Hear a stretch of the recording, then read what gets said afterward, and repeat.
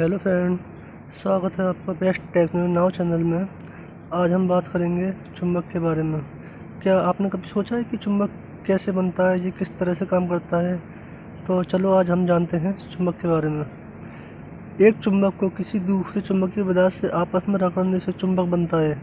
इसी यंत्र क्रिया के अनुसार जब एक चुंबक पदार्थ किसी दूसरे चुंबक की निश्चित दिशा की ओर बार बार रगड़कर उसकी चुंबकीय कर ली जाए तो यह चुंबक पदार्थ दूसरे चुंबक का गुण ले लेता है और चुंबक बन जाता है तथा चुंबक पदार्थ के दोनों ओर किनारे पर उत्तरी तथा दक्षिणी ध्रुव बन जाते हैं। इस तरह से बनाए गए चुंबक निम्न आकर्षण शक्ति वाले होते हैं। चुंबक पदार्थ को विद्युत धारा देने पर उसके चुंबकीय पदार्थ में चुंबकीय गुण आ जाते हैं तथा वह पदार्थ चुंबक बन जाता है। इस तरह से चुंबक बनने में चुंबक पदार्थों के चारों ओर एक विद्युत धराधारी चक्र का मोड़कर झुक जाता है। विद्युत कोशिकाओं की सहायता से चक्र के माध्यम से उसमें विद्युत धारा सीधी प्रवाहित की जाती है। जब क्षण के चारों ओर विद्युत धारा चक्र समान पड़ती है तो उस पदार्थ का चुंबकीकरण हो जाता है और चुंबकीय पदार्थ के दोनों किनारों पर उत्तरी तथा दक्षिणी ध्रुव बन जाते हैं। यदि क्षण का पदार्थ बहुत अधिक कठोर है तो इससे बनने वाला चुंबक स्थायी चुंबक बनेगा तथा यदि नरम लोहे का पदार्थ है तो इससे बनने वाला चुंबक अस्थायी चुंबक होगा। इन चुंबकीय पदार्थों के अंदर तभी तक चुंबकीय आकर्षण मौजूद रहेगा जब तक चक्र और माध्यम से उसके अंदर चक्र विद्युत धारा प्रवाहित होती रहेगी।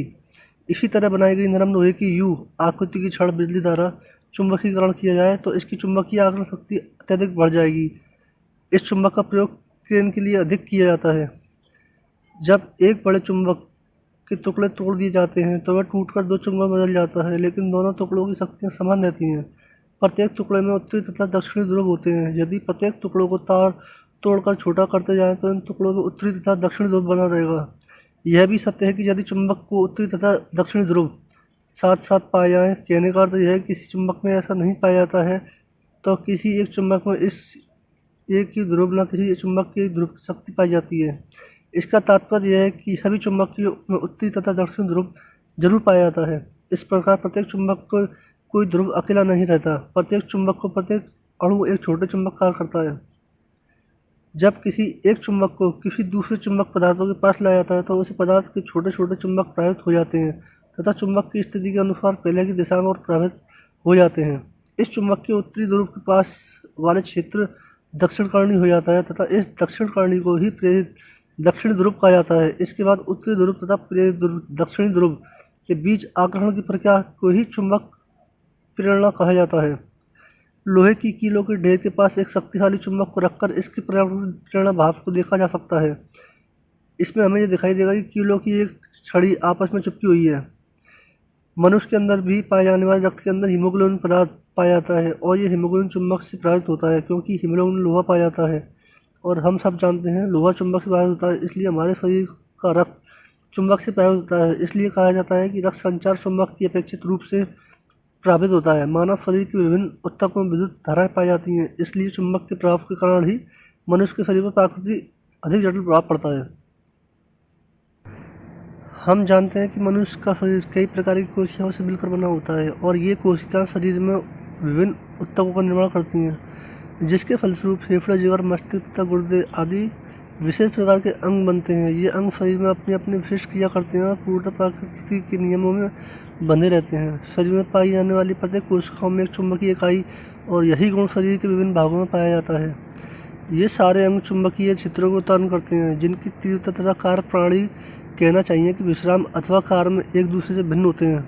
चुंबकीय क्षेत्र में स्वभाव न हो तो अचूक है, न स्थिर, किंतु समय समय और घटते बढ़ते रहते हैं। इसके अनुसार कहा जा सकता है कि इन चुंबकीय क्षेत्रों में सोडियम, पोटेशियम तथा संकेत प्रक्रिया या ऊतकों के संकेत संप्रेषण द्वारा उत्तेजन क्लोराइन के कारण विद्युत धाराओं द्वारा शरीर के विभिन्न अंग में उत्पन्न करते हैं। मस्तिष्क तथा हृदय जैसे कुछ अंग इतने अधिक उच्च शक्ति वाले चुंबकीय क्षेत्रों की उत्पत्ति करते हैं जिन पर हमें कभी विश्वास नहीं होता। उदाहरण के तौर पर मस्तिष्क प्रमुख रूप से निर्धारण में उच्चतम 3 लाख किलो गैस चुंबकीय क्षेत्र की उत्पत्ति करता है, जबकि हृदय द्वारा उपस्थित चुंबकीय क्षेत्र का परिणाम 100 किलो गैस के करीब होता है। देखा जाए कि दिन और रात में समय में उच्चतम शक्तियों की तुलना में न्यूनतम चुंबकीय क्षेत्र बहुत कम होता है। इस प्रकार शरीर के अंदर सामान्य कार्य करते हुए शरीर के विभिन्न अंगों की निर्दिष्ट स्तर तथा औसतन चुंबकीय शक्तियाँ प्रदान की गई हैं। जैसा कि हम सभी जानते हैं कि हृदय तथा मस्तिष्क द्वारा जो विद्युत धाराएं उत्पन्न होती हैं उनका विद्युत हल्लेख तथा विद्युत मस्तिष्क लेख में किया जाता है और यही पाया जाता है कि कोई अंग नष्ट हो जाता है या हानिकारक तत्वों द्वारा शरीर में कार्य करने की बाधा पड़ती है तो शरीर के चुंबकीय क्षेत्र में भारी गड़बड़ी पैदा हो जाती है, जिसके कारण चुंबकीय शक्तियाँ प्रभावित होती हैं। शरीर में विभिन्न अंगों में घटते बढ़ते चुंबकीय क्षेत्र धरती, सूरज, चंद्रमा आदि के चुंबकीय क्षेत्रों जैसे बाहरी त्वचा द्वारा पूरी तरह प्रभावित पाए जाते हैं। बहुत से वैज्ञानिकों ने यही बताया कि धरती की चुंबकीय क्रिया के असीमित तथा उतार चढ़ाव, हस्तपान, स्वयं अवरोध आदि के साथ सीधा सहसंबंध है। मनुष्य ने जो चुंबक बनाए हैं वे स्थायी चुंबक के प्राय स्थिर तथा अविच्छिन्न चुंबकीय क्षेत्र होते हैं जो चुंबकीय कार्यशक्ति में अपेक्षित सामाजिक तथा उनके कार्य क्षमता में संतुलन बनाए रखते हैं। ये रोग के उतार चढ़ाव की कमी अथवा शरीर में किसी प्रकार के रोग को पैदा नहीं होने देते बल्कि उन्हें मजबूती प्रदान करते हैं। आशा करता हूँ कि इस वीडियो से आपको बहुत जानकारी मिली होगी। मिलते हैं अगले वीडियो में।